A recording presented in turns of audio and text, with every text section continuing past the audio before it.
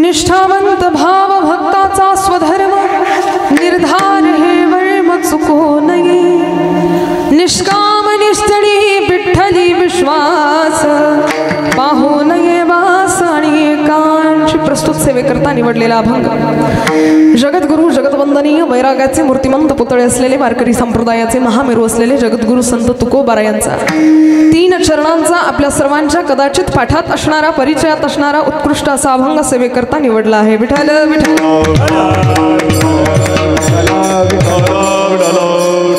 कीर्तनाला सुरुवात करण्याच्या पूर्वी अल्पसा परिहार द्यायचा होतो असे संत चरण रजांनी पावनांनी पवित्र झालेल्या आपल्या या पांगरखेड गावामध्ये प्रतिवर्षीप्रमाणे चालत आलेला अखंड हरिनाम सप्ताह यावर्षी सुद्धा पूर्णत्वाला जात आहे।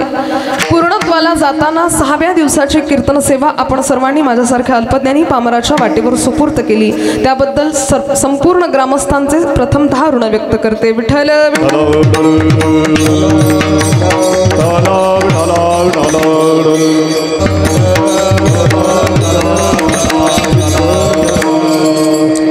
अभंग तुकोबा यांचा 3 चरणांचा कान देऊ नये का कीर्तन गांभीर्याने ऐकण्याची गोष्ट आहे म्हणून गांभीर्याने ऐका। 3 चरणांचा आहे भक्ताचा स्वभाव प्रतिपादित करणारा असा गोड हा अभंग आहे। तुकोबा म्हणतात निष्ठावंत भाव भक्ताचा स्वधर्म निष्काम निश्चळी विठ्ठली विश्वास पाहू नये वास आणि कंच।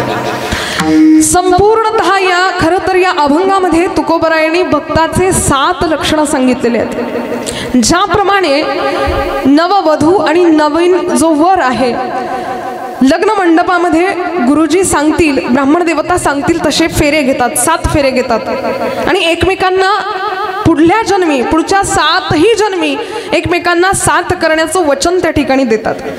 तुकोबरायांनी अभंगामध्ये भक्ताचे 7 लक्षणं सांगितलेली आहेत जणू काही भक्तासाठी आखलेली ही सप्तपदी असावी। या 7 लक्षणांपैकी एका जरी लक्षणाचं अवलंबन आपण केलं तर आपल्या आयुष्याचं सोनं आहे। विठ्ठल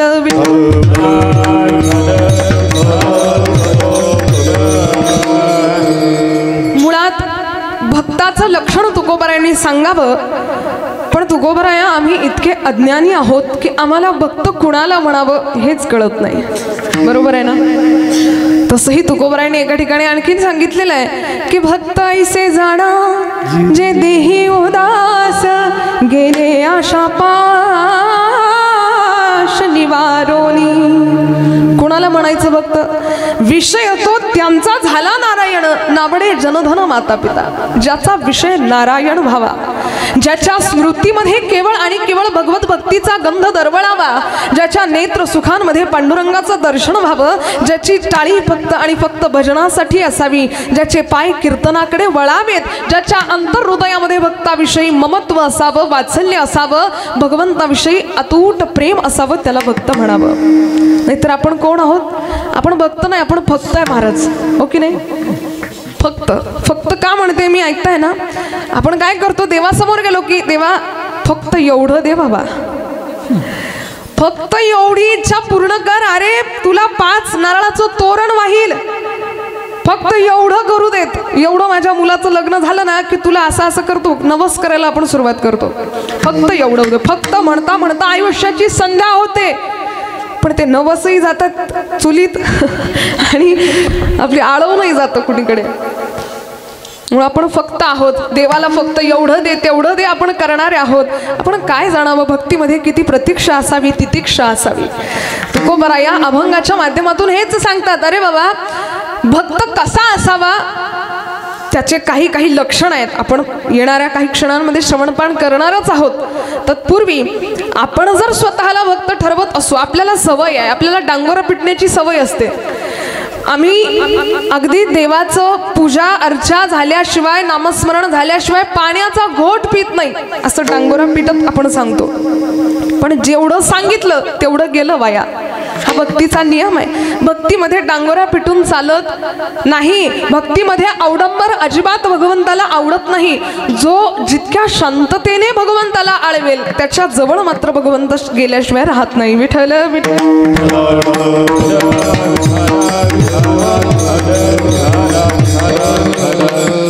आणि तसंही त्याची काही फार काही मोठी डिमांड नाही आहे ना, ऐकताय ना, फार काही मोठा त्याला सोन्या चांदीच्या वस्तू हव्या आहेत, त्याला पैसा हवाय, त्याला माणिक मोती हवेत, अशातला भाग अजिबात नाही आहे. अगदी साधा सोपा न्याय आहे. कसा?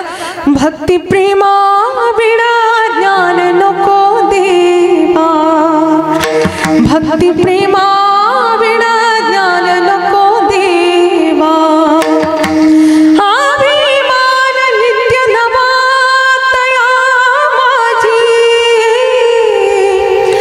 अभिमान नित्य नवा तया माझी,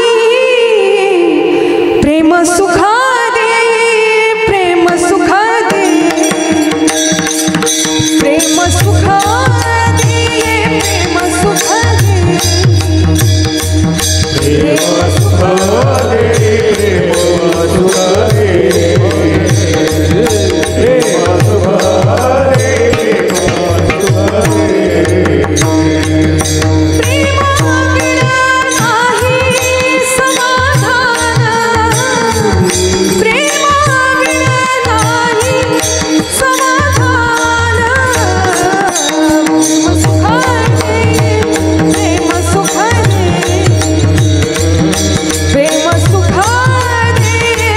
प्रेम सुखा दे,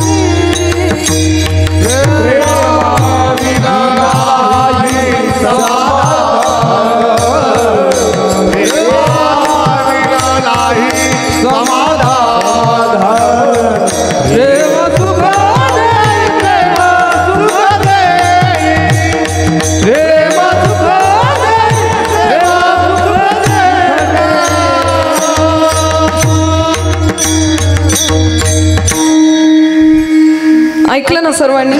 कसं आहे ना, फार काही मोठं नाही लागत हो. भक्ती प्रेमा विना ज्ञान नको देवा, थोर प्रेमाचा भुकेला तोची दुष्काळ तयाला. भगवंत म्हणत नाही की मला फार मोठ्या वस्तू आणून द्या. हो, प्रेम अर्पण करा त्याच्या चरणार बिंदावर. एका क्षणार्धात धावत आल्याशिवाय राहणार नाही. कहते हैं कि भाव के बस में है भगवान, भाव बिना सब साधन झूठा, बिरखा सकल विधान, भाव के बस में है भगवान, भाव नहीं तो निधि बन मधुबन, लागत सब वीरान, भाव के बस में है भगवान, देव भूलना भावासी, देव भूलना भावासी, सांडोनिया वैकुंठासी, सांडोनिया वैकुंठासी, देव भूलना भावासी, देव भूलना भूलना भूलना भावासी.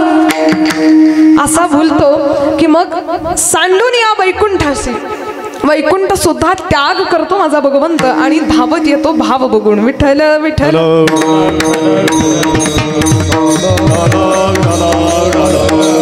म्हणून तितक्या ताकदीची, तितक्या श्रद्धेची, तितक्या भावनेची गरज आहे भगवंताला आळवायला. जगामध्ये मानवाचं एकच निर्दिष्ट असावं, एकच ध्येय असावं की माझ्या भगवंताची प्राप्ती मला कधी होईल.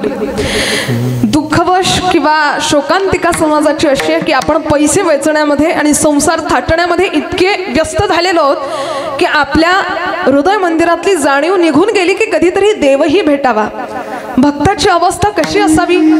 कैमी उद्धार न पावेन, कैमी उद्धार पावेन, काय कृपा करील नारायण, ऐसे तुम्ही सांगा संत जन, करा समाधान चित्तमान, कैमी उद्धार पावेन, काय कृपा करील नारायण, ऐसे तुम्ही संत जन.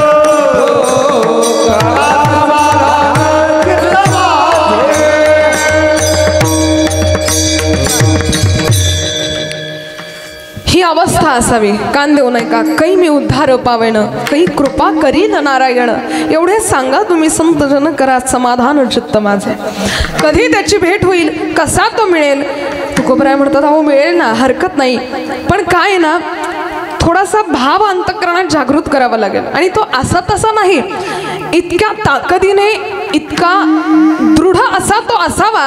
त्याचं नाव तुकोबराया निष्ठावंत भाव म्हणतात. अभंगाच्या पहिल्या निष्ठावंत भाव भक्ताचा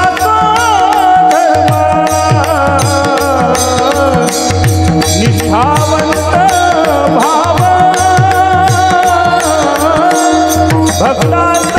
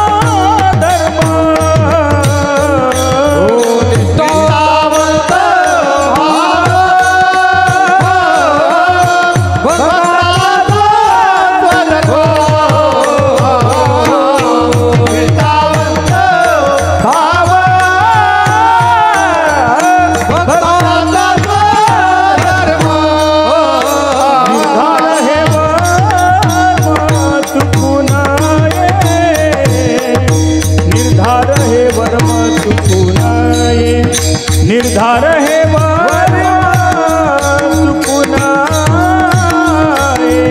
निर्धार हे वर्म चुकू नये निष्कामनी क्षण विठ्ठली विश्वास निष्कामनी क्षण विठ्ठली विश्वास विठ्ठल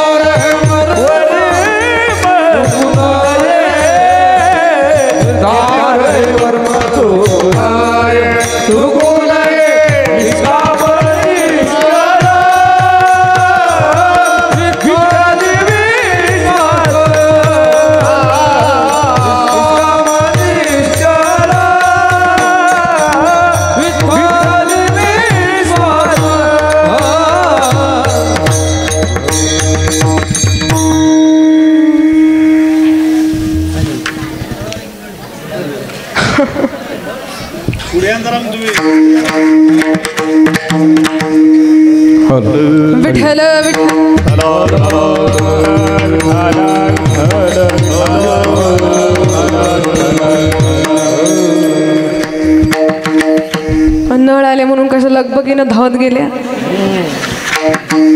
तुम्हाला काय माहिती आहे म्हणे ताई 8-8 दिवस नळ नाही येत. हो ना, सगळी माहिती काढली मी तुमच्या गावाची, टेन्शन घेऊ नका.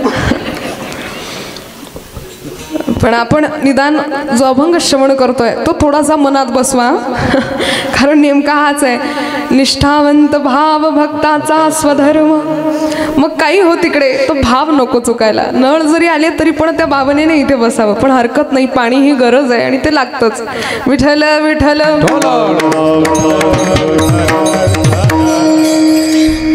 निष्ठावंत भाव भक्ताचा स्वधर्म निर्धार हे वर्म चुकू नये. पहिले सेटिंग केली तशीच राहू देत. तुकोबराय म्हणतात भक्ताचा कसा स्वभाव असावा आणि कसा भाव असावा. कान देऊ नये का, गोड अभंग आहे. तुकोबराय म्हणतात निष्ठावंत भाव भक्ताचा स्वधर्म. जन्माला आलेल्या प्रत्येक जीवाचा काही ना काही स्वधर्म आहे. ज्यावेळी आपलं शिक्षण पूर्ण होतं, कोणाचं नाही होत, कोणाचं पूर्ण होतं. मग जो डॉक्टर झाला त्याचा स्वधर्म आहे रुग्णांची सेवा करणं. जो शिक्षक झाला त्याचा स्वधर्म आहे मुलांना शिकवणं. जो कीर्तनकार झाला त्याचा स्वधर्म आहे पाकिट घेणं. आता मी सुरुवातीलाच असं म्हटलं की निष्ठावंत वारकरी, तुम्हीच एवढ्या जोरात करताय. त्यांचंही काही चुकलं नाही म्हणा. आजकाल कीर्तनकारांच्या पाकिटावरून तसंही कुणीकडे बोलला जातच, हरकतच नाही. खरं तर मी हा विषय कीर्तनामध्ये जास्त वेळा स्पर्श करत नाही, पण काही ठिकाणी आठवला किंवा वाटलं तर स्पर्श करते. आजकाल आपली मानसिकता अशी झालेली आहे, काही जण अपवाद असतात, ही गोष्ट वेगळी, पण आपली मानसिकता झालेली आहे की कीर्तनकार पैसे घेण्यासाठी कीर्तन करतात, आहे की नाही? हां, आता बनली गोष्ट. लोकांचा गैरसमज आहे की यांना काय लागतं, 2-4 गोष्टी करायच्या, पाकिट घ्यायचे, पैसे घ्यायचे, निघून जायचं.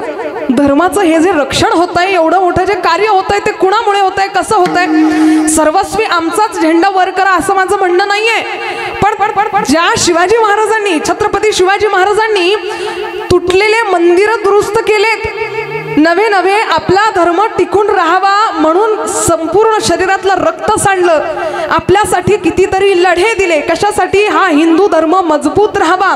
आणि हा धर्म मजबूत राहण्यासाठी जर कीर्तनकार एवढ्या लोकांना गोळा करतो, त्याचं कार्य सामान्य असावं का? नाही. आणि त्याच्यावरही मी एक वाक्य सांगते की पैसा सगळेच जण कमवतात असं काही नाहीये. दुकानदारही पैसा कमवणार आहे, डॉक्टर, इंजिनियर, वकील सगळे पैसे कमवतात, पण कीर्तनकार जर नाम घेऊन पैसा कमवत असेल तर तो कधीही श्रेष्ठ आहे. म्हणून निदान नाम येतं मुखामध्ये. अहो आमचं येतं, तुमचंही येतं ना. आज ही यांना एवढ्या लहानग्या वयामध्ये गोडी लागली. आज जर आपल्या पांगरखेड्यामध्ये सप्ताह नसताच, कोणी कीर्तनकार आलाच नसता, कथाकार आलाच नसता, तर या चिमुकल्यांना गोडी लागली असती का या विषयाची? हे उद्याचे यांच्याच जीवनाचे शिल्पकार आहेत. उद्याचं जीवन यांना घडवायचं आहे. आणि हे जर टाळ मृदुंगाच्या जयघोषामध्ये, कीर्तनामध्ये नाचत यांचं जीवन घडवत असेल तर मात्र एक वाक्य तुम्हाला सांगते, यांच्यासाठी हे संपूर्ण इथे उभे असलेले मुलं मोठ्यापणी डॉक्टर होतील की नाही मला माहिती नाही, इंजिनियर, वकील, शिक्षक होतील की नाही मला माहिती नाही, पण येणाऱ्या काळामध्ये चांगला माणूस नक्की बनतील याची शाश्वती मी तुम्हाला देते. ज्याच्या हातामध्ये टाळ आहे, जो कीर्तनामध्ये एवढ्या लहानग्या वयामध्ये उभा आहे, तो पुढे येणारा चांगलाच व्यक्तित्व बनणार आहे, यात शंका नाहीये. हे धर्माचं कार्य करणारा कोणीतरी असावा ना. जर आम्ही सगळ्यांनी युनिटी केली की चला आता हे सगळे आपल्या पैशावरून बोलतात ना, कुणाच्याच गावात कीर्तनालाच जायचं नाही. बघा तुम्ही एकाच वर्षात काय कंडिशन येते आपल्या महाराष्ट्रावर, आपल्या भारतावर. हे जे व्यासपीठ आहे, हा जो धर्ममंडप आहे, परिवर्तनासाठी आखलेला आहे. आपल्या अगदी संसाराच्या रडगरण्यामध्ये खंगार झालेल्या बुद्धीला नवीन उजाळा देण्यासाठी खरं तर हा एवढा मोठा अट्टहास केला जातो. तुम्ही सुद्धा संसाराने त्रासलेले आहात, ग्रासलेले आहात, पण इथे आल्यानंतर 1-1.5 तासाकरता का होईना मन शांत होतं की नाही माऊल्यांनो? खरं सांगा, कितीही वेदना असतील तरी दूर पळून जातात, मन बुद्धी एकाग्र होते. थोडा वेळा पुरतं का नाही, पण भगवंताचं मुखात नाम येतं. आणि हे ज्यांच्यामुळे येतं त्यांना वाईट म्हणण्याचा आपल्याला अजिबात अधिकार नाही आहे. म्हणून असं काहीच नाही आहे. धर्मासाठी जर आपला पैसा जातोय तर जाऊ द्या, आपल्याच धर्मासाठी जातोय. आपण काय जाऊन डिस्कोमध्ये नाचणाऱ्यांना तर देत नाही ना, आपण पत्ते खेळणाऱ्यांना तर जाऊन पैसा देत नाही ना, आपण दारूच्या दुकानावाला तर देत नाही ना. कोणाला देतो? वर्गणीसाठी देतो, सप्ताहासाठी देतो. कथाकाराचा त्याचाही प्रपंच आहे, कीर्तनकाराचा त्याचाही प्रपंच आहे. मग त्याचा प्रपंच जर चालत असेल तर हरकत नाही. ही शुद्ध भावना ठेवा. विठ्ठल विठ्ठल.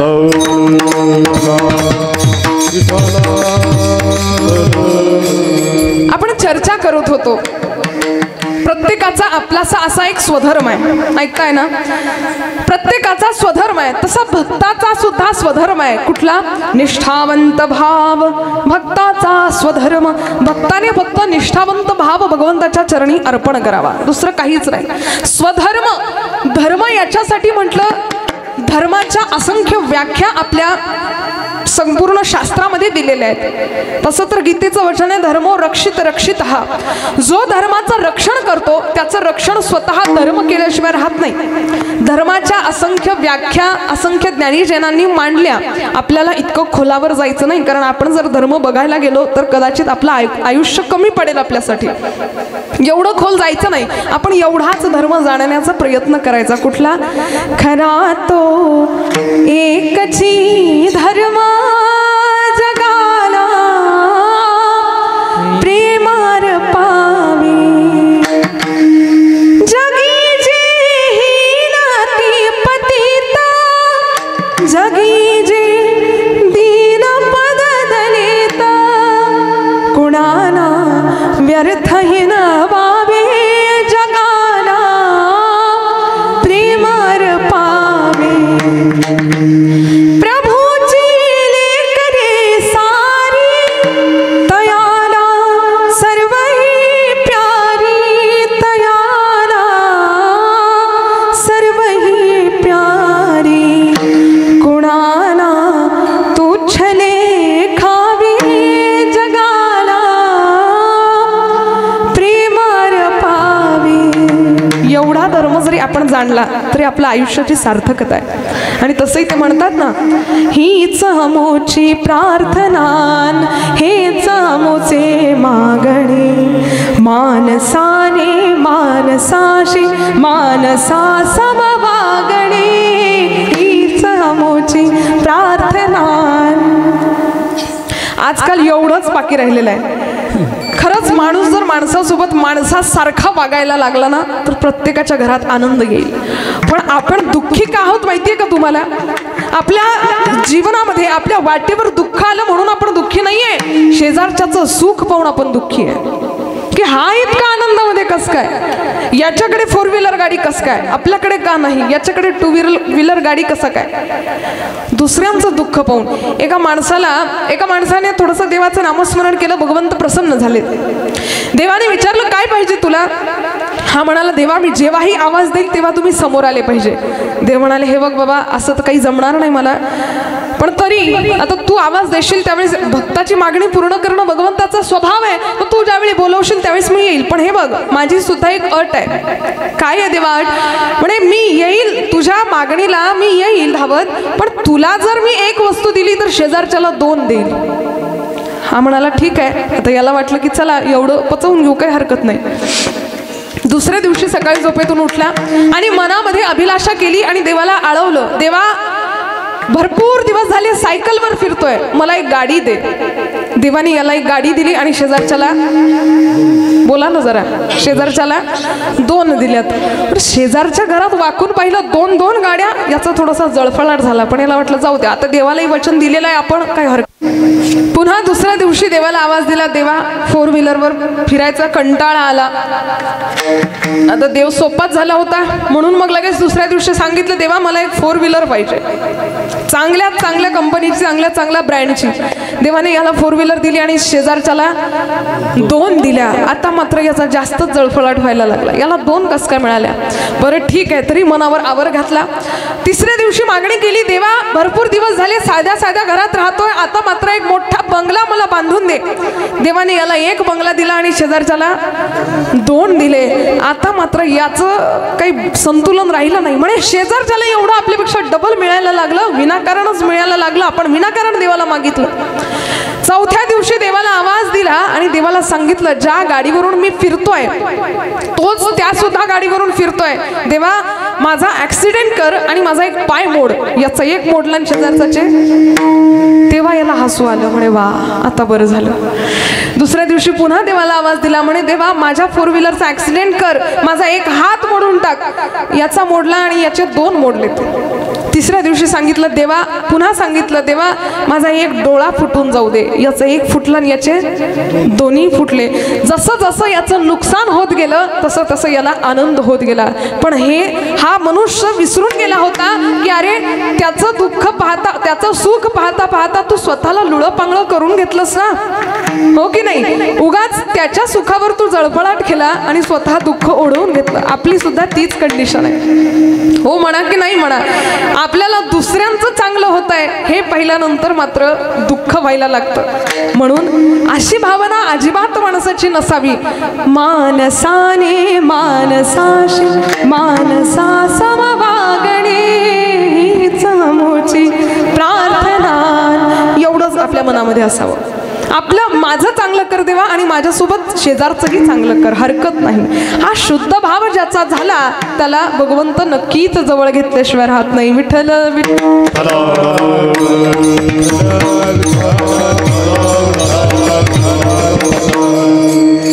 तुकोबराया म्हणतात ना, निष्ठावंत भाव भक्ताचा स्वधर्म. भक्ताचा स्वधर्म निष्ठावंत भाव आहे. आपला आहे का तितका, आपली निष्ठा आहे का भगवंतावर. आपण देवाला हातही जोडले तरी म्हणतो सुखाचं ठेव. आपण जातो त्याच्या दर्शनासाठी, पण तिथे गेल्यावर मात्र त्याला बघण्याचं तर दूरच, पण आधी जाऊन त्याला दुःख सांगण्यात आपण व्यस्त होऊन जातो. बरोबर आहे ना माऊल्यानो. वारीला गेल्यात का कधी. जाताना आता पण ज्ञानोबरायांची वारी आहे, कार्तिक वद्य त्रयोदशी. फार आळंदीमध्ये फार संतांचा मेळावा आहे आणि अगदी दुमदुमून गेलेली आहे आळंदी. वारीला जावं खरं तर. पांडुरंगरायाची सुद्धा वारी केली आहे का सर्वांनी. हातवर करा बरं, कुणी कुणी केली आहे. 1 2 3 4 5. लाजू नका, मोकळा हातवर करा, मोकळा. अच्छा, खूप कमी जणांनी, 10-12 जणांनी केली आहे का. वा रे वा. तुम्ही हां केली आहे का. म्हटलं का दिलं याच्यावर सोडून सगळं. केली आहे ना सर्वांनी वारी. वारी करावी. मी नेहमी सांगते की वारी पदयात्रा नाही, वारी ही भावना आहे आणि ही भावना जपणं वारकऱ्याचं आद्य कर्तव्य आहे. वारीमध्ये भावपूर्ण अंतःकरणाने जावं, भगवंत भेटतो. म्हणे दीदी वारी फार दूर राहिली, आम्हाला एकादशी जीवावर येते करायला. आज एकादशी आहे ना, केली सर्वांनी. दिवसभर चर पण एकादशी कर. दिवसभर खा बाबा पण एकादशी करा. अहो याच्यामध्ये काही दुसरं करावं लागत नाही, फार काही मोठे प्रतिबंध नाहीयेत. खात राहा पण एकादशी करा. मी म्हणूनच तर म्हणते सर्वांचे चेहरे असे कोमेजलेले का बरं आहे. महिला मंडळींचं थोडं वेगळंच नाटक आहे. म्हणतात बाई मी उपाशी ग उपाशी करते एकादशी, बिना पाण्याची ग दुधाची खीर साबुदाण्याची, बाई मी उकडी ते रताळ 1.5 डझन केळ. तरी काय म्हणते बाई मी उपाशी ग उपाशी. आता ही जर उपाशी आहे तर पोट भरलेली कोण असावी. अशातली आपली एकादशी पण अशी चालते. काही कठीण काम आहे. एका म्हातारीने शेजारच्या म्हातारीला भरपूर आग्रह केला. म्हणे काय ग म्हणे, संसार करतेच आहे म्हणे, कधीचा नातवंड कोतवंड सगळं झालं आणि आताही पंढरीची वारी करत नाही, देवाचं दर्शन घेत नाही, कसं बरं शोभतं तुला, बसावं वाटतं का तुला घरात. ही म्हणाली काय सांगू बाई, काय करावं, इतका व्याप आहे संसाराचा, निघणंच होत नाही घराच्या बाहेर. म्हणाली अगं असं नको करूस, आता वारी आली आहे तर चल ना वारीला. हिचं काही होकार दिसतच नव्हता, हिची काही इच्छाच नव्हती. ही म्हणाली जाऊ दे बाई, उद्याच्या दिवस विचार कर आणि मग ये. निघून गेली. घरी झोपली थोडा वेळ. स्वप्नामध्ये पांडुरंगराया आलेत. पांडुरंगराया म्हणालेत की का ग शेजारची बाई एवढी हट्ट करते आणि तू येत नाही वारीला, का असं करते. ही पांडुरंगाला सांगायला लागली देवा आली महिन्याची वारी, तारांबळ माझ्या घरी, कशी येऊ सांगा सांगा पांडुरंगा, कशी येऊ सांगा सांगा पांडुरंगा. इथं गहू हरभऱ्यानं आतल्या कणग्या भरल्या 2, त्याची राखण करील कोण, कशी येऊ सांगा सांगा पांडुरंगा. कोणाला म्हणते, पांडुरंगाला म्हणते. आतल्या कणग्या भरल्या 2, त्याची राखण करील कोण, सांग देवा कशी येऊ सांग. देव म्हणाले जाऊ दे बाई, बैस तू घरी. भगवंत स्वप्नातून निघून गेले. दुसऱ्या दिवशी मात्र हिला थोडासा पश्चाताप झाला की देवाने यावं आपल्याला आग्रह करावा, आपण न जावं, आपलं इतकं पतित कोणी नाहीये. म्हणून शेजारणीकडे गेली आणि म्हणाली का ग कशी असते ती वारी. म्हणे अगं सुखकर असते, आनंद असतो, भगवंताचं नाव घडतं. अगं इतका आनंद येतो त्या वारीमध्ये. टाळ मृदंग गाये पुष्पाचा वर्षाव, सुख सोहळा रे, अनुपम्य सुख सोहळा रे. गोपी चंदनोची तुळशीच्या माळा, तुळशीच्या माळा, हार मिरविते गळा रे, हार मिळविते गळा रे, हार मिळविते गळा रे, हार मिळविते गळा रे. हो नाचत पंढरीत जाऊ रे गेला, खरर कुवाय पाहू रे, नाचत पंढरीत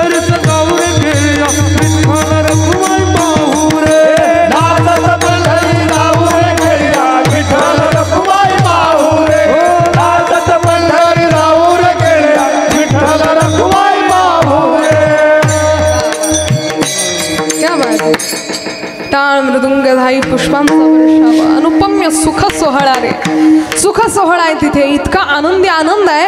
अगं कणाकणामध्ये भगवंताचं दर्शन होतं. टाळ मृदुंगाच्या जयघोषामध्ये माझ्या पांडुरंग रायाचा विठ्ठल नाद ऐकू येतो. चल ना एकदा वारीला. कोण म्हणते? शेजारची म्हणते. हिने म्हणलं ठीक आहे बाई, तुझा एवढा हट्ट आहे तर येते, पण मला त्रास नको व्हायला बरं. ही म्हणाली नाही नाही त्रास नाही होणार, चल. आणि थोडीफार सहनशीलता वारकऱ्याच्या अंगात असावी, चिंता करू नको, चल वारीला. तिने कसं बसं गाठोडं गुंडाळलं आणि हिच्यासोबत निघाली. मग आता वारीला गेल्यानंतर खरंच ही वारकऱ्याच्या अंगामध्ये सहनशीलता असावी. ऊन आहे, पाऊस आहे, वारा आहे, लागणारच आहे, पण सोसत सोसत तिथपर्यंत जातो आणि त्याच्या चरणावर डोकं टेकवतो, त्यालाच वारकरी म्हणावं. एवढी लालसा त्याच्या मनात असते की हे ऊन पाऊस वारा बाजूला गेलं तरी चालेल, पण माझ्या पांडुरंगाचे चरणारविंद मला डोळ्याने दिसावेत, ही लालसा ज्याच्या मनात आहे त्याला वारकरी म्हणावं. मग आता ही निघाली. गेल्यावर थोडासा त्रास व्हायला लागला, पायाला खडे रुतायला लागले, रक्तबंबाळ झालेत पाय. आणि आता मात्र कमरेमध्ये पदर खोचला आणि सगळ्या लोकांना गोळा करून सांगायला लागली, या शेजारणीनं बरं नाही केलं गा बया. कोणी केलं? या शेजारणीनं. तुम्ही नाही हा इकडचे, तुमचा गैरसमज व्हायचा. या शेजारणीनं बरं नाही केलं गा बया, मला पंढरीला नेलं ग बया, मला पंढरीला नेलं ग बया, मला पंढरीला नेलं ग बया. या शेजारणीनं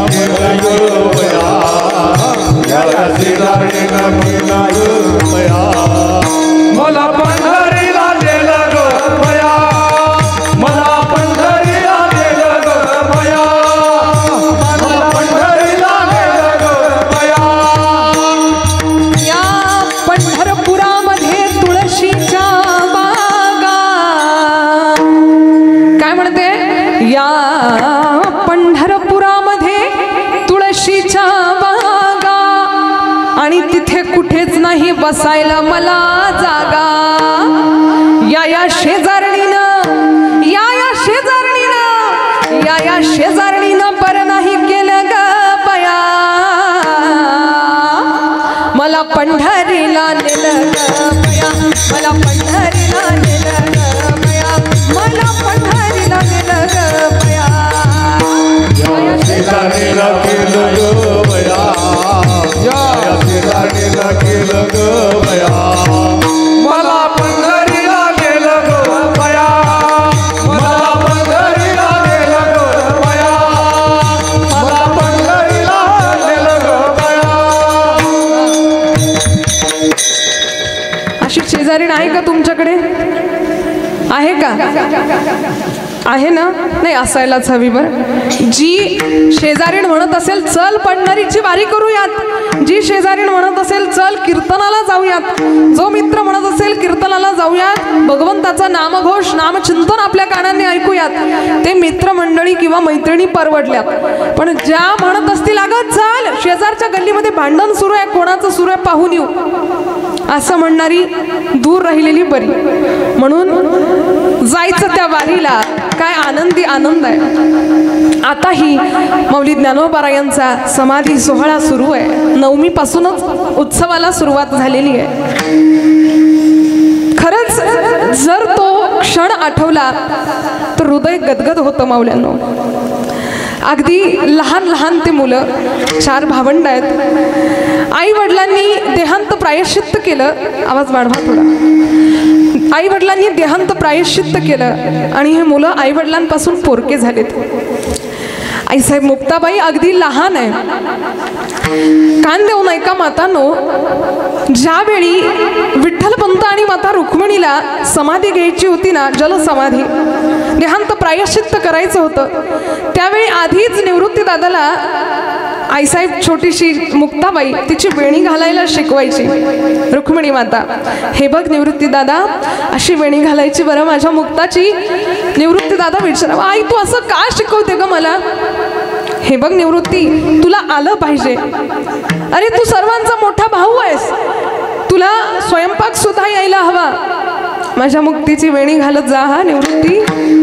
असे विस्कटलेले केस घेऊन जर बाहेर गेली तर समाज म्हणेल की एवढ्याशा या मुलीला वेणी सुद्धा घालता येत नाही. दादा काळजी घे. निवृत्ती दादाला मात्र कळायचं नाही आई अशी का सांगते. पण विचारलं आणि रुक्मिणी मातेने सांगितलं, दादा आम्ही जलसमाधी घेणार आहोत. आमच्या नंतर तुला सांभाळ करायचा या सर्वांचा. खचून जायचं नाही, धीर सोडायचा नाही.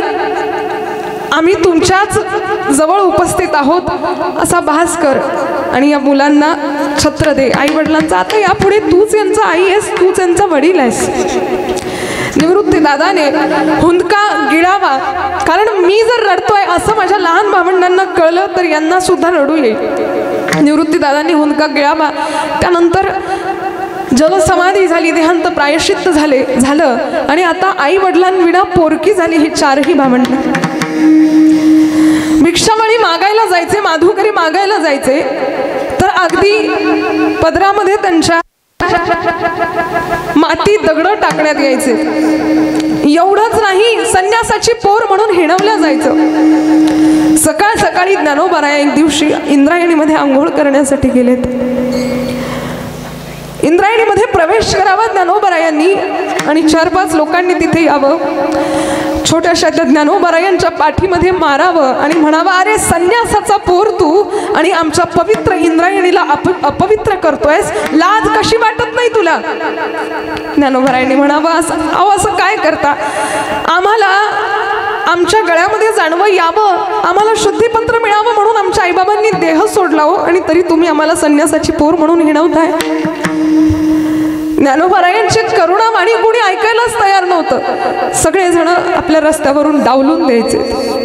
कसं बसं करत पीठ जरी आणलं तरी ते पीठ सांडून मातीमध्ये घोसळून देण्याचं काम त्या समाजाने केलं. त्यावेळी ज्ञानोबाराया रागात घरी गेले. घर कसलं, झोपडीच ती. ताटीमध्ये ज्ञानोबारायांनी प्रवेश केला, लावून घेतलं ताटीचं दार आणि आतमध्ये ओक्साबोक्षी रुदन करायला लागले. लहानग्या 5 वर्षाच्या आईसाहेब मुक्ताईने जावं आणि आवाज द्यावा, ज्ञाना दादा. विश्वपट ब्रह्मदोरा, विश्वपट ब्रह्मदोरा, विश्वपट ब्रह्म,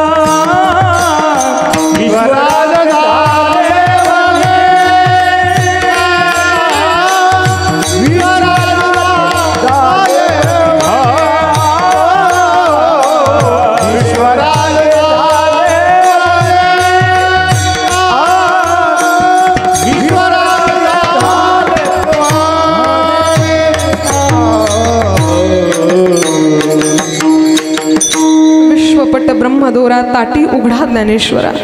लहानग्या मुक्ताबाईने आवाज द्यावा, दादा अरे काय असं करतोस, आपण कशासाठी आलोय दादा. असा राग करणं खरंच चांगलं आहे का रे, आणि तू जर रुसून बसलं तर आमचं कसं व्हावं. ज्ञानदादा असं करू नकोस. लहानग्या मुक्ताबाईने केविलवाण्या स्वरात ज्ञानदादाला आवाज द्यावा, ज्ञानदादा अरे रागे भरावे कवणासी आपण ब्रह्म सर्व देशी. सगळीकडे आपलंच वास्तव्य आहे ना ज्ञानदादा, सगळीकडे भगवंताचं वास्तव्य आहे, ब्रह्म सगळीकडे विराजमानाने. कोणाचा राग करतोय दादा, बाहेर ये. चिमुकल्या मुक्ताईची हाक ज्ञानदादानी जाणली आणि ताटीचं दार उघडावं, छोट्याशा मुक्ताईला आलिंगन द्यावं. मुक्ताबाईने टाहो पडावा, दादा आई कुठे, बाबा कुठे. कुठल्या तोंडाने सांगणार आहे की आपल्या शुद्धीपत्रासाठी आईबाबांनी आपला देहत्याग केला? कोणत्या तोंडाने सांगावं या मुक्तीला? अगं मुक्ता आई येणारच आहे ना ग, बाहेर गेलेली आहे, थोड्या वेळाने येणार आहे. असं करत करत कितीतरी दिवस निघून गेले. शेवटी आईसाहेबांना कळलं की आता डोळ्याने आई वडील पुन्हा दिसणार नाही. जगाच्या पाठीवर असंख्य नाते आहेत, पण आई वडिलांसारखं जे छत्र आहे ना पाठीशी, जो वरदहस्त आहे पाठीशी, तो दुसरं नातं कुठलंच देऊ शकत नाही. या चारही भावंडाचे आई वडील निघून गेले होते. उन्हात पडली चारही लेकरं. तीर्थाटन झालं. आता मात्र भगवंताच्या जवळ गेले. ज्ञानोबारायांनी ज्ञानेश्वरीचं कार्य पूर्ण केलं आणि भगवंताला सांगितलं, देवा आता समाधी घेतो. 16व्या वर्षीच करायची होती देवा, पण 2 वर्ष वाढवण्यात आले. आता मात्र घेऊ द्यात. जगदीश्वराच्या डोळ्याला धारा लागाव्यात आणि म्हणावं, ज्ञानोबाराया तुम्ही फार लहान आहात, असं करू नका. अहो हे वय आहे का ज्ञानात समाधी घेण्याचं? ज्ञानोबारायाने सांगावं, देवा आता अवतार कार्य संपवायचं आहे, आता अडवू नका. मला आज्ञा करा, मी कधी समाधी घेऊ आणि कुठे घेऊ? देवाने आज्ञा करावी, आळंदीला घ्या. ठिकाण निश्चित झालं. कार्तिकी वद्य त्रयोदशीला घ्या. वेळही निश्चित झाली. आता मात्र सर्व संत मंडळींना कळवण्यात आलं, ज्ञानोबाराया समाधी घेणार आहेत. नामदेवरायांना आवाज दिला, देवाने नामा बघ नाही ज्ञानोबाराया काय म्हणतायत समाधी घ्यायचं, सांग ना यांना काहीतरी. नामदेवानी सुद्धा ज्ञानोबारायांना आलिंगन द्यावं आणि ढसाढसा रडत सांगावं, ज्ञानदादा तुमचं प्रेम सुख आम्हाला हवंय हो, एवढ्या लवकर का समाधी घेताय? ज्ञानोबारायांनी सांगावं, नामदेवा चिंता करू नका, अहो कार्यभाग संपला. आता ज्ञानेश्वरी सारखं महान कार्य भगवंताने करवून घेतलं. आता काही अपेक्षा राहिलेली नाही, आता घेऊ द्यात समाधी. सगळ्या संतांचा मेळावा आळंदीकडे गेला. 9वी पासून उत्सवाला सुरुवात झाली. दशमीला मात्र जेवणाची व्यवस्था करायला सुरुवात झाली. आश्चर्य ऐका मातांनो आणि श्रोत्यांनो, स्वतः पांडुरंगरायाची पत्नी माता रुक्मिणीने स्वयंपाक करावा आणि पंक्ती बसाव्यात. लहानगी मुक्ताबाई ज्ञानदादाच्या जवळ जावी, ज्ञानदादा अरे तूच आमचा मायबाप आहेस ना रे. आई वडील गेल्यापासून या मुक्ताबाईच्या चेहऱ्यावरचा भाव फक्त तू जाणावा दादा. मला जर दुःख असलं तर माझा ज्ञानदादा लगेच विचारतो काय झालं माझ्या मुक्तीला. मला जर आनंद झाला तर माझा ज्ञानदादा लगेच विचारतो काय झालं माझ्या मुक्तीला, कसला आनंद आहे. दादा आई वडील गेलेत आणि तू सुद्धा जाणार का? लहानग्या मुक्ताईचा तो केविलवाणा स्वर ज्ञानोबारायांनी ऐकावा, घट्ट आलिंगन द्यावं तिला. निवृत्ती दादांचं सुद्धा येणं भावं. निवृत्ती दादाने ज्ञानोबारायांना सांगावं, ज्ञाना तूच आमचे आई वडील आहेस रे. मी जरी मोठा असलो तरी प्रेम पान्हा आम्हाला पाजणारा तूच आहे ज्ञाना, आणि तूच जर जाणार तर आम्ही खरंच पोरके होऊ देवा. ज्ञाना असं करू नकोस रे. ज्ञानोबारायांनी सर्वांची समजूत काढली. नवे आश्चर्य ऐका श्रोत्यांनो. ज्यावेळी जेवणाची पंगत बसली,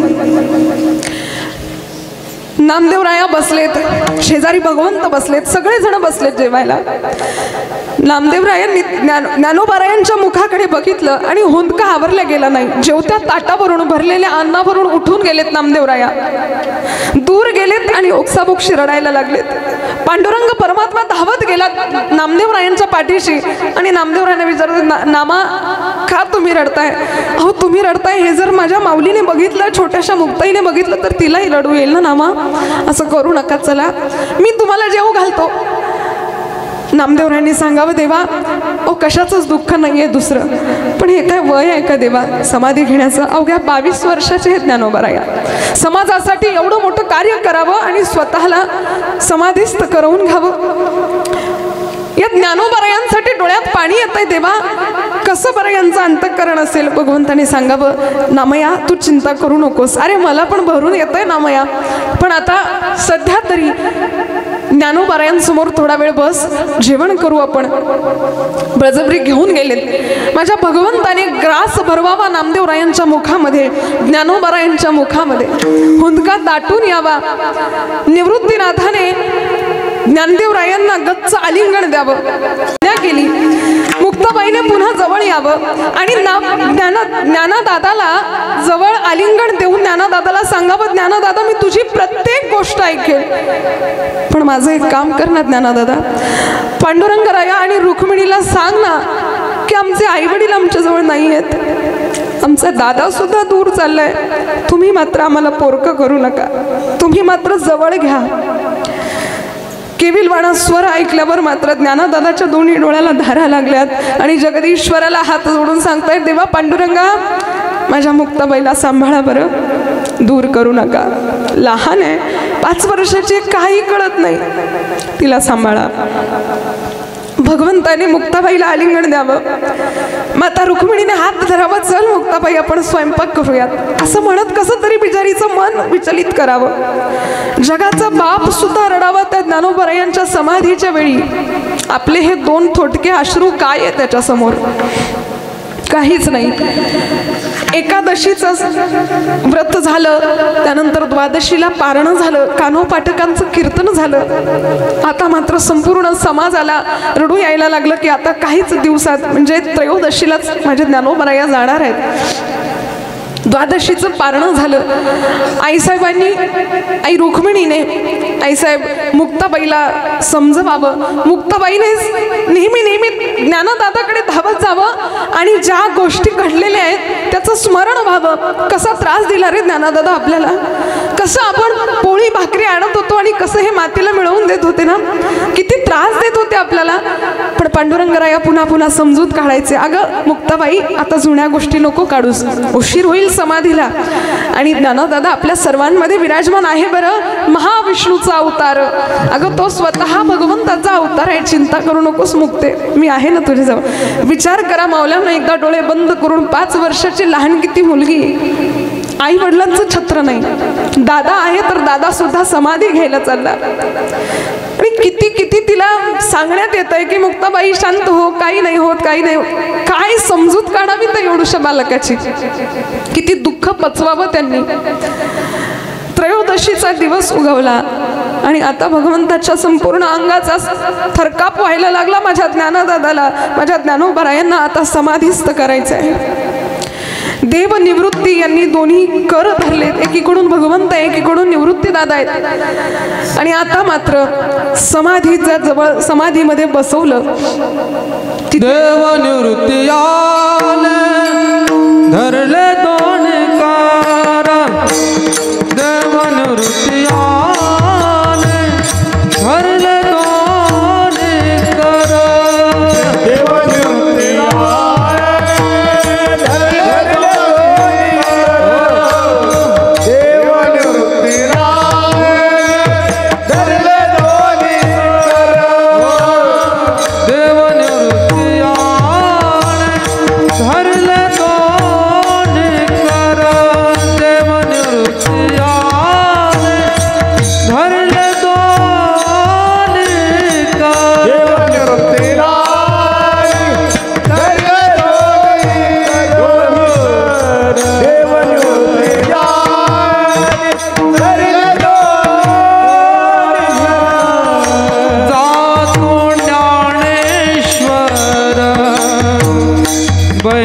बैसावया, बैसावया, जातो ज्ञानेश्वर, जातो ज्ञानेश्वर, बैसावया,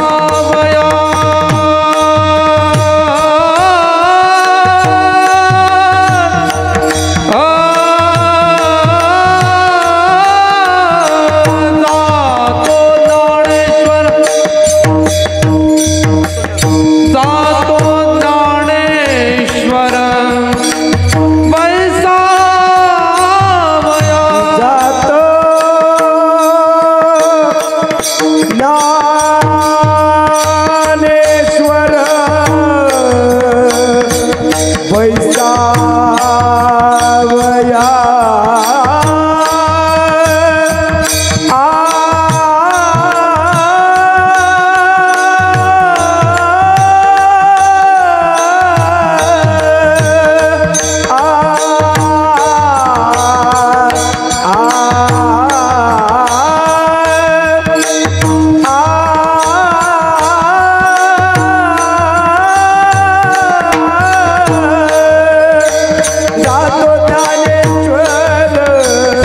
वैसावया जातो ज्ञानेश्वर जातो ज्ञानेश्वर वैसावया नबीची आमास घातले मास नबीची आमास घातले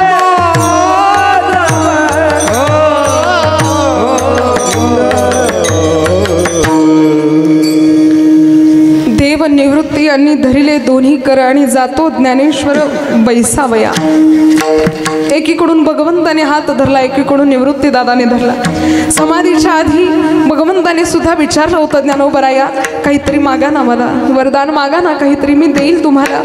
ज्ञानोबरायांनी मागावं देवा काहीच नको देवा, फक्त एवढंच दे की शुद्धाची ही जी एकादशी आहे ना ती तुझ्याकडे असू देत. सगळ्या भक्त मांदियाळ्यांचा मेळावा तुझ्याकडे असू देत, पण ही जी वद्याची एकादशी आहे ना सगळ्यांना सांगावं की ज्ञानोबरायांना भेटायला जा, संत या ठिकाणी येतील ना, मला आनंद होईल देवा, एवढं मात्र माझ्यासाठी करा. म्हणून शुद्धाची एकादशी आपण कार्तिक एकादशी पंढरीला जात असतो आणि ही जी वद्याची आहे या वद्याच्या एकादशीला मात्र ज्ञानोबरायांकडे जावं लागतं. ज्ञानोबरायांचे दोन्ही हात धरलेत आणि आतमध्ये मग आवडीचा जो अध्याय आहे 9वा अध्याय तो उघडला, दिवा लावला आणि आता मात्र शिळा चढवण्यात आली. शिळेने बंद केला तो दरवाजा. नामा म्हणे आता लोपला दिनकरन बाप ज्ञानेश्वर समाधिस्थ. जगाच्या बापाने उंबरडा फोडावा, ढसा ढसा जगाच्या बापाने रडावं. लहानग्या मुक्ताईने आईसाहेबांना आलिंगन द्यावं आणि रडावं, आता माझा ज्ञानदादा माझ्या डोळ्यांनी कधीच दिसणार नाही. माझा ज्ञानदादा, आईसाहेब सांगा ना माझा ज्ञानदादा केव्हा येणार आहे परत. काही कळत नव्हतं हो त्या वयामध्ये. आईसाहेबांनी कशी तरी समजूत काढावी छोट्याशा मुक्ताईची आणि माघारी न्यावं. जगाच्या बापाला सुद्धा हुंदका आवरल्या गेला नाही. जगाचा बाप रडतो हो, पण खरंच ज्ञानोबरायांसारखी सहनशीलता, ज्ञानोबरायांसारखी अतूट निष्ठा, ज्ञानोबरायांसारखं अतूट प्रेम आपल्या अंतःकरणात असायला हवं. विठ्ठल विठ्ठल.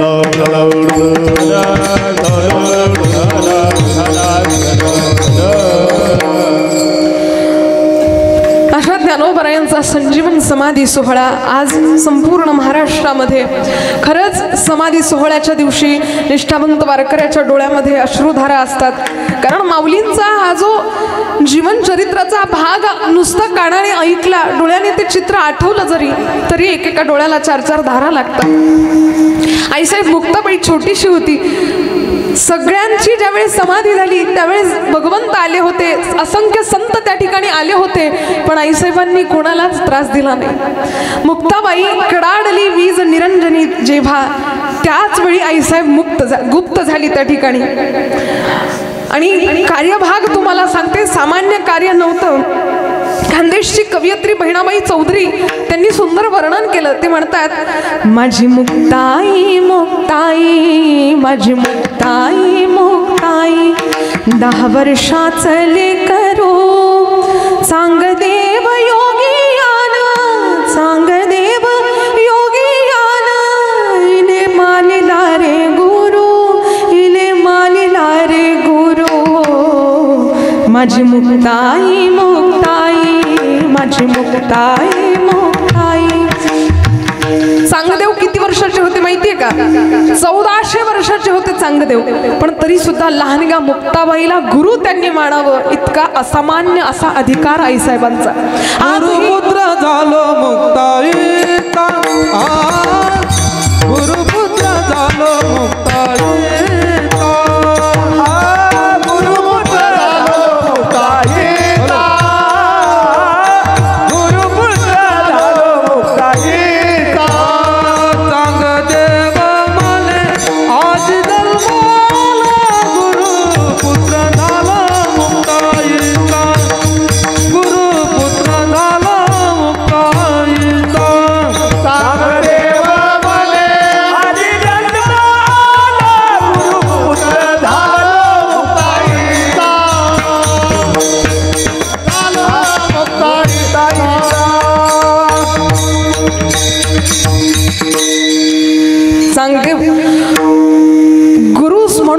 स्वीकारलं लहानग्या मुक्ताईला, लहानग्या आईसाहेबांना. आजही आपल्या सर्वांच्या चरणी विनंती आहे मातांनो आणि श्रोत्यांनो, सर्वांच्या चरणी विनंती आहे, एकदा तरी तुमचा घाट सोडून आमच्या खाली घाटाखाली या जरा आणि आईसाहेबांचं दर्शन घ्या. कोणी घेतलंय का इथे बसलेल्यांनी?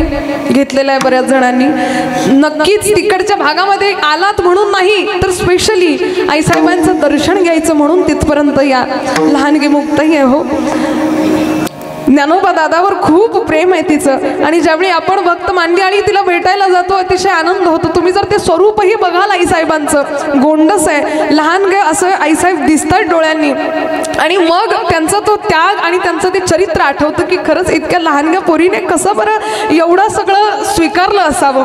आई वडिलांचं छत्र नव्हतं, ज्ञानदादा सुद्धा नव्हते, मोठे मोठे सगळे भाऊ समाधीस्थ झालेले होते.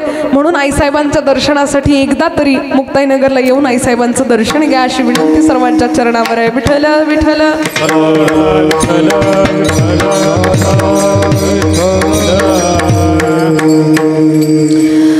अशा ज्ञानोबारायांच्या चरणारविंदावर आपला खूप खूप प्रणाम. खरंच माऊली ज्ञानोबारायांनी आपल्यासाठी जे करून ठेवलेलं आहे ते आपण वाखाणण्याजोगं खरं तर आपल्या मुखातून ते शोभाही देत नाही, इतकं महान कार्य ज्ञानोबारायांचं आहे. महाराष्ट्र सारस्वताला ललांभूत ठरणारी ज्ञानेश्वरी आपल्या सर्वांच्या समोर प्रत्यक्ष प्रकट केली. कोण म्हणतं ज्ञानोबाराया डोळ्यांनी दिसत नाही? ज्ञानेश्वरीच्या प्रत्येक शब्दामध्ये माझे माऊली ज्ञानोबाराया वास्तव्य करतात. त्या ज्ञानेश्वरीवर एकदा डोकं टेकवलं की ज्ञानोबारायांच्या चरणारविंदावर डोकं टेकवल्याची अनुभूती भक्ताला येते. तितक्या श्रद्धेने त्या ज्ञानेश्वरीकडे बघणं गरजेचं आहे. ज्ञानोबाराया आजही ज्ञानेश्वरीच्या स्वरूपामध्ये आणि संपूर्ण आळंदीच्या कणाकणामध्ये ज्ञानेश्वर महाराज आजही विराजमान आहे. श्रद्धेनं तिथं जाणं गरजेचं आहे, श्रद्धेने त्याच्याकडे बघणं गरजेचं आहे. म्हणून अशा ज्ञानोबारायांची सुद्धा भक्ती खरं तर सिद्ध झाली. खूप अंतःकरणामध्ये भाव होता भगवंताविषयी आणि निष्ठा इतकी दांडगी होती. एवढंच नाही, जी ही निष्ठा आहे भगवंताविषयी, जे ही प्रेम आहे ते निष्काम आहे, त्याच्यामध्ये कुठलीच कामना नाही आहे. एवढं मोठं महान कार्य केलं, देवाला मागू शकले असते काही पण की मला एवढं मोठं राज्य दे किंवा मला राजा बनव, मला हे कर, मला ते कर, पण काहीच नाही. उलट सगळ्यात शेवटी पसायदानामध्ये काय मागितलं? जे खळांची व्यंकटी सांडो तया सत्कर्मी रती वाढो, भूता परस्परे जडो मैत्र जीवांची. देवा, वाईट माणसांना संपवू नकोस, वाईट माणसाचा त्याग करू नकोस, वाईट माणसाचा रागही करू नकोस. अरे जे त्यांच्या बुद्धिमत्तेमध्ये ही जी खलवृत्ती आहे ना देवा, हिचा नाश कर, हिला दूर पळव, असं मागणं त्यांनी मागावं. आणि जो जे वांशील तो तेला हो प्राणी जात, ज्याला जे हवंय ते देऊ देत भगवंता. आजकाल आपण इतके कामी झालेलो आहोत, आपण देवाला हात जोडलं की आपल्या संसारासाठी काही ना काही मागितल्याशिवाय राहत नाही. बरोबर आहे ना? निष्काम कधी आपण देवाची भक्ती केली का? की चला आज फक्त देवाचं दर्शन व्हावं याच्यासाठी मंदिरात जाऊयात, असं कोणी जातं का मंदिरात? नाही, काहीतरी मागायचंय म्हणून आपण जातो. अहो हे लहान लहान मुलं, परवा कालच आम्ही आमच्या भागामध्ये नांदुराकडे कीर्तनाला गेलो, बघितलं तिथे ज्या ठिकाणी आमचं राहणं होतं त्याच्या बाजूलाच एक घर होतं आणि तिथली लहानगी मुलगी खुर्चीवर बसून रडत होती. मग मी तिला विचारलं, म्हटलं का बरं रडतीयस तू, काय झालं तुला? ती म्हणाली, दीदी शेजारच्या घरी लहान मुलाचा बर्थडे आहे आणि मी तिथे गेली, मी त्या मुलाला बर्थडेचं गिफ्ट दिलं पण त्याने मला रिटर्न गिफ्ट काहीच दिलं नाही म्हणून मी रडते. काय म्हणाली? मी त्याला गिफ्ट दिलं पण त्याने मला रिटर्न गिफ्टच दिलं नाही म्हणे. म्हणजे आपण लहान मुलांना सुद्धा हेच शिकवावं का की आपण दिल्यावर समोरच्याने दिलंच पाहिजे, त्यांच्या मनामध्ये ही वृत्ती नसावी. अहो निष्काम द्यायला शिकवा, असं द्यायला शिकवा की काही झालं ना बाळा तू द्यायचं, तो देईल याची अपेक्षा मनात ठेवायची नाही. आपण ज्यावेळेस असं निष्काम देणं त्याला शिकवू त्यावेळेसही ते चांगल्या वृत्तीचे होतील ना. पण आपणच त्यांच्या मनात घालून ठेवलेलं आहे, कारण आपली ती वृत्ती आहे की आपण जर दुसऱ्याला दिलं तर त्याच्या बदल्यात त्यांनी हे आपल्याला द्यावं. म्हणून निष्काम काहीतरी करायला शिका. आणि ज्यावेळी ही भक्ती निष्काम होते त्यावेळेस मात्र भगवंत जवळ करतो. अभंगाच्या दुसऱ्या चरणात निष्काम निश्चळ, निष्काम निश्चळ, विठ्ठली विश्वास, निष्काम निश्चळ निष्काम निष्काम विठ्ठल निष्काम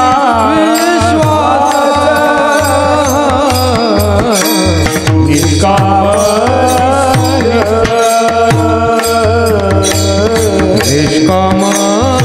निश्चळ निष्काम निश्चळ विठ्ठली विश्वास निष्काम निश्चळ निष्काम निष्काम निश्चळ विठ्ठली विश्वास निष्काम निश्चळ हो पाहुणयास आन काच पाहुणयास आन काच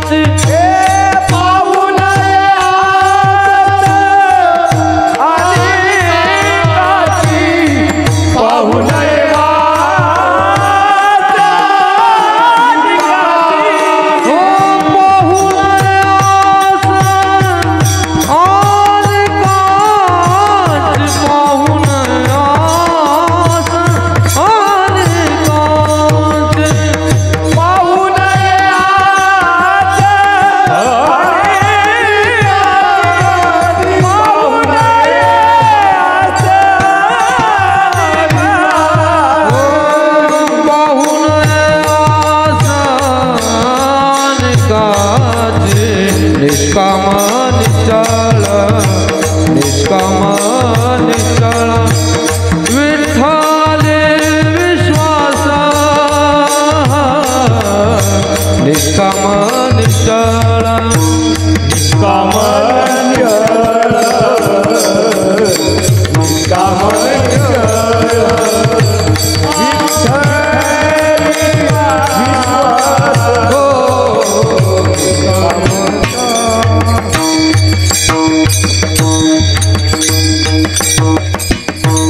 निष्काम निश्चळी विठ्ठली विश्वास पाहू नये वास अनेकांची.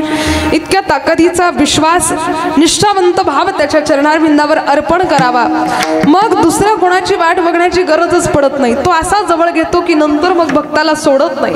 मग कुणाला सोडलं असं तुकोबराय म्हणतात की कोणाला सोडलं सांगा ना. अहो इतिहास चाळून बघा, ग्रंथ चाळून बघा, पण कोणीच असा नाहीये जो भक्ती केल्यावर वंचित राहिला त्याच्या दर्शनापासून. आपल्या सर्वांना सुद्धा तो मिळेल बरं. आपल्या सुद्धा संसारामध्ये सौख्य येईल, आनंद येईल, भगवंताची भक्ती येईल. पण त्याच्यासाठी नाम घ्यावं लागेल. कसं नाव घेणार? हात पाय मोकळे करा, मांडी घालून बसा, मुखाने नाम आणि हाताने टाळी वाजवायची सर्वांनी. विठोबा रखुमाई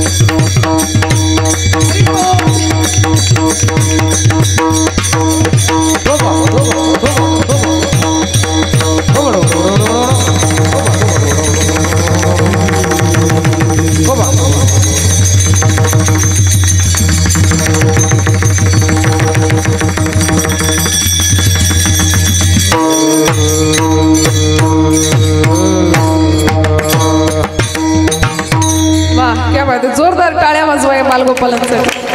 क्या बात आहे, काय सुंदर आहे तो. खरंच सगळे याच गावचे आहेत का? आणि कोणी तयार करणारं कोण आहे? तयार कोणी केलं? भजनी मंडळाने तयार केलं. किती सुंदर. बघा तो शेवटचा तर असा दिसतोय की हा रोज गादीमध्ये अभिषेक करत असावा. हो की नाही? करतो की नाही अभिषेक? हो. फक्त मान डोलो. हो की नाही? तूच बाळा शेवटचा. हो की नाही? हो ना? वो भी पक्के गुरु का चेला है. बघा याच्यापेक्षा लहान असताना तेव्हापासून हा पावली खेळतो. वा रे वा. पक्के गुरु का चेला आहे. तो होही म्हणत नाही, नाही म्हणत नाही. म्हणे हो म्हटलं तर फसून, नाही म्हटलं त्याच्यापेक्षा फसून, त्याच्यापेक्षा असंच उभं राहायचं म्हणे. बरं त्याची गंमत बघितली, त्याचं लक्ष तिकडे आणि हे सगळेजण खाली बसलेले, तरी तो उभा राहून तिकडे बघत होता. आणि मग यांना बघितलं, अरे खाली बसले, लगेच पटकन खाली बसला. म्हणजे या वयात परमार्थ अजून कळतही नाही, पण गोडी लागली हे महत्वाचं. मी असं म्हणेल, यांच्यासाठी तर टाळ्या वाजवल्यात, पण यांच्या आई वडिलांसाठी एकदा जोरदार टाळ्या वाजवा.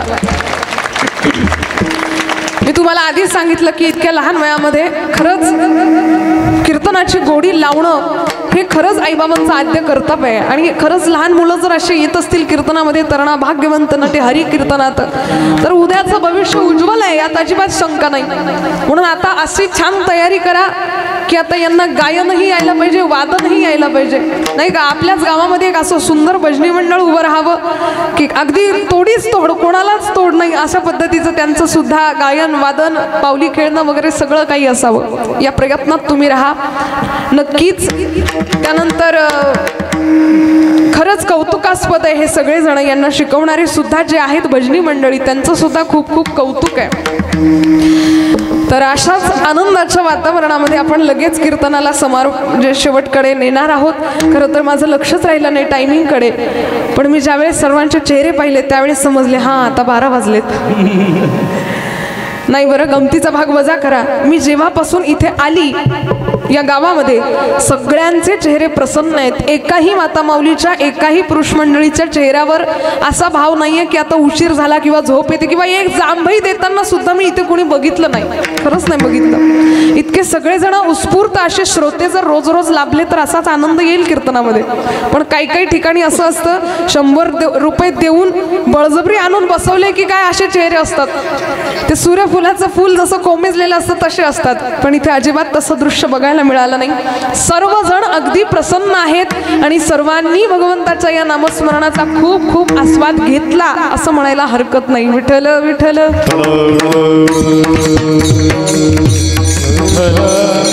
म्हणून या अभंगाद्वारे आपणही हेच शिकूयात, हे हाच एक उपदेश घेऊयात की असाच निष्ठावंत भाव आम्ही सुद्धा आमच्या पांडुरंगरायाच्या चरणारविंदावर करणार आहोत.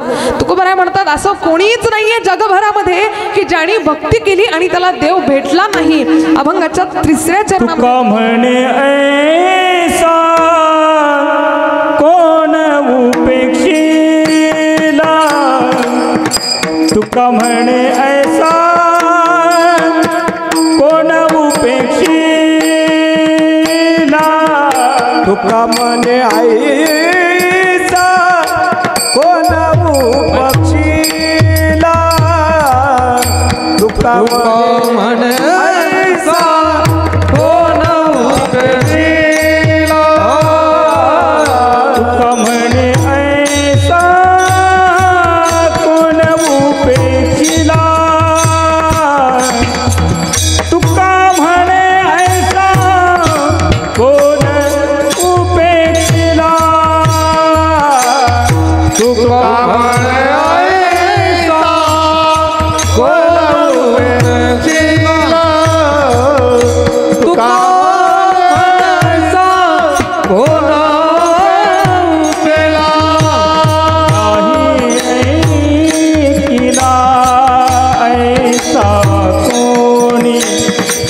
नाही ऐकिला ऐसा कोणी, निष्काम निष्ठा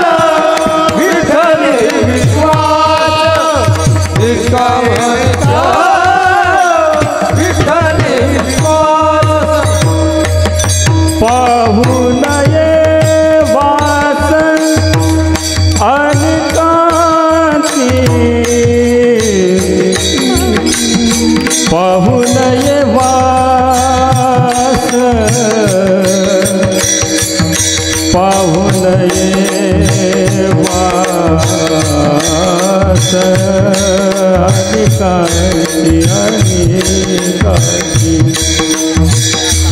पाहून ये वास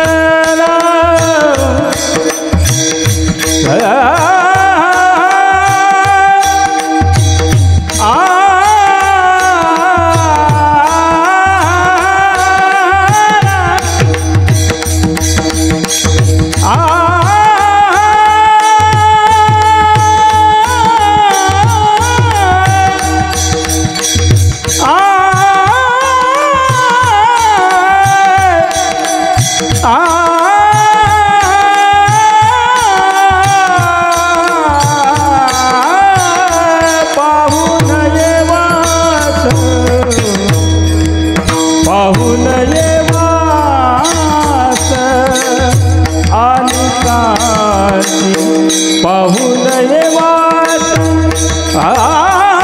अनेकांची निष्काम निश्चळ विठ्ठली विश्वास निष्काम निश्चळ विठ्ठली विश्वास.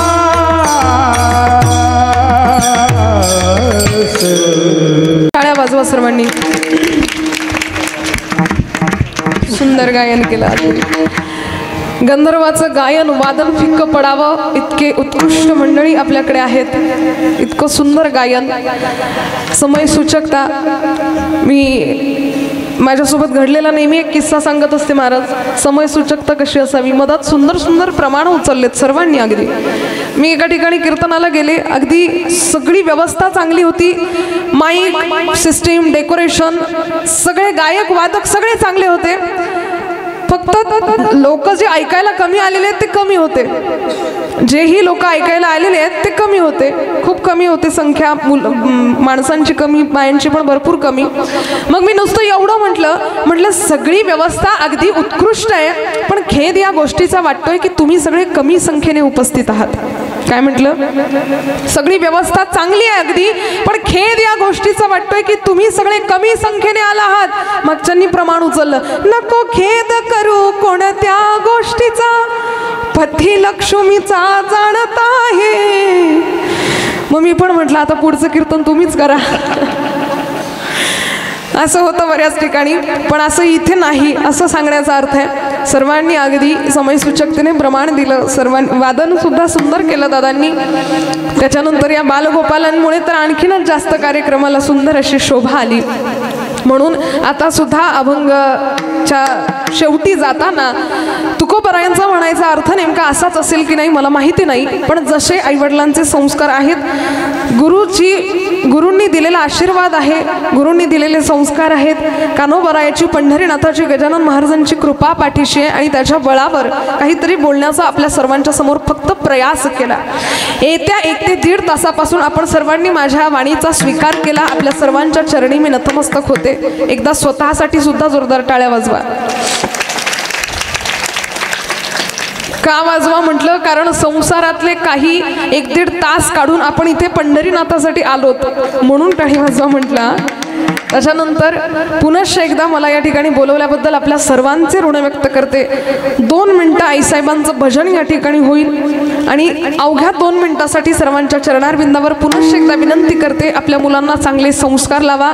यांना जसे संस्कार लावलेले आहेत आपण मुलींना सुद्धा चांगले संस्कार लावा.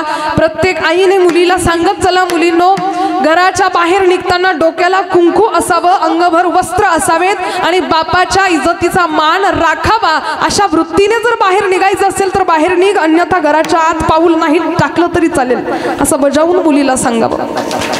कारण आजकाल समाजामध्ये आपण बघतोय इतकं विक्षिप्त वातावरण बघायला मिळतंय. फॅशनच्या या युगामध्ये आपण अंगप्रदर्शन करायला निघालेलो आहेत. आपली संस्कृती, आपले संस्कार, आपले पूर्वज काय सांगतात याचं भान आपल्याला राहिलेलं नाहीये. टीव्हीवर बघा, मोबाईलवर बघा, इतका मूर्खपणा आपण करतोय. आजकाल कानावर येतात की मुलगी पळून गेली धमक्यासोबत, अमक्याच्या मुलासोबत मुलगी पळून गेली. अहो 20-25 वर्षापासून तळहाताच्या फोडाप्रमाणे मुलीला आई वडिलांनी वागवलेलं असतं, मोठं केलेलं असतं. तिला आईला स्वतःला जे भेटलं नाही ते आपल्या मुलीला ती देते, वडिलांना स्वतःला जे भेटलं नाही ते मुलीला देतात, मुलांना देतात.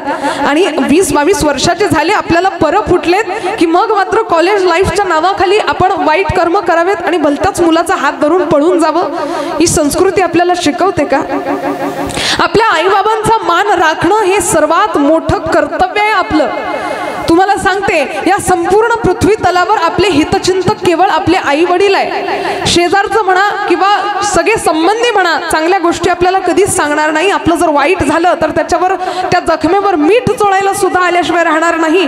असे आजूबाजूला लोक वावरतात आपल्या. आणि या लोकांमध्ये चांगल्या लोकांची जर निवड करायची असेल तर फक्त हे दोघंच जण आहेत. हे दैवत आहे, एक आई आणि एक वडील. यांच्याशिवाय आपल्या हिताचं सोचणारे, आपल्या हिताचा विचार करणारे दुसरे कोणीच नाहीये. लोक म्हणतात माई मरो मावशी जगो, पण मी म्हणते अजिबात नाही.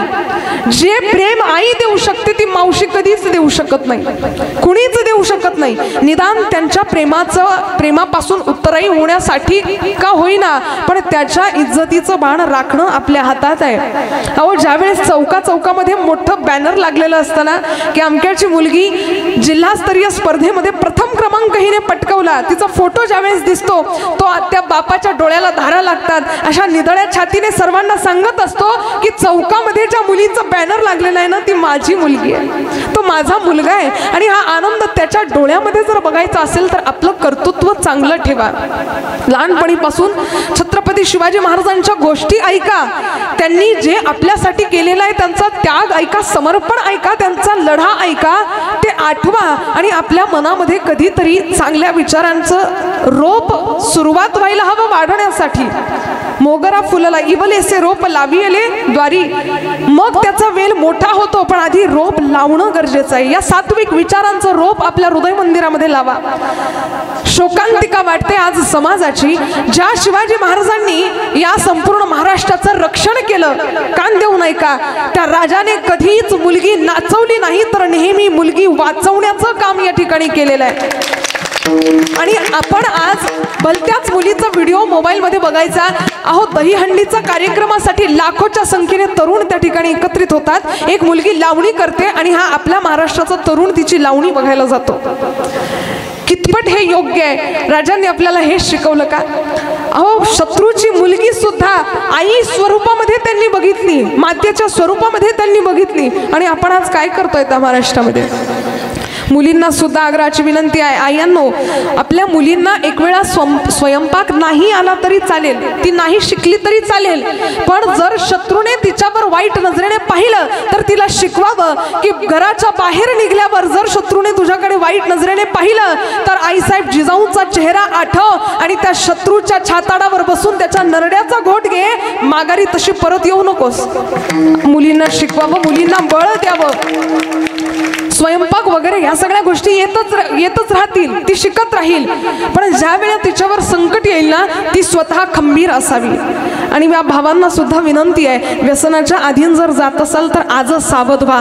उद्या जर शत्रूने तुमच्या बहिणीकडे वाईट नजर टाकली तर तुम्ही सुद्धा दष्टपुष्ट असावेत, खंबीर असावेत त्याच्याशी लढा देण्यासाठी. आणि तुम्ही जर दारू पिऊन पडलेले असाल तर बहिणीचं रक्षण करावं तरी कुणी? आपण सर्वजण शिवाजी महाराजांचे उपासक आहोत. हनुमंतरायासारखं बळ आपल्यामध्ये सुद्धा यावं, देशासाठी आपल्याकडून काहीतरी कार्य घडावं हा अट्टहास आपला असावा.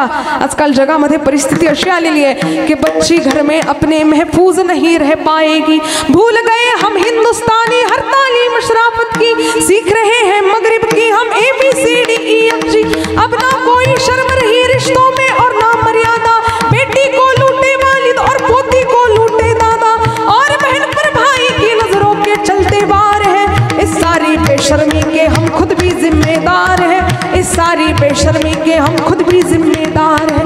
ये वो धरती है जिस पर औरत को कहते हैं देवी, आज मगर इस देवी की खुद भक्तों ने इज्जत लूटी।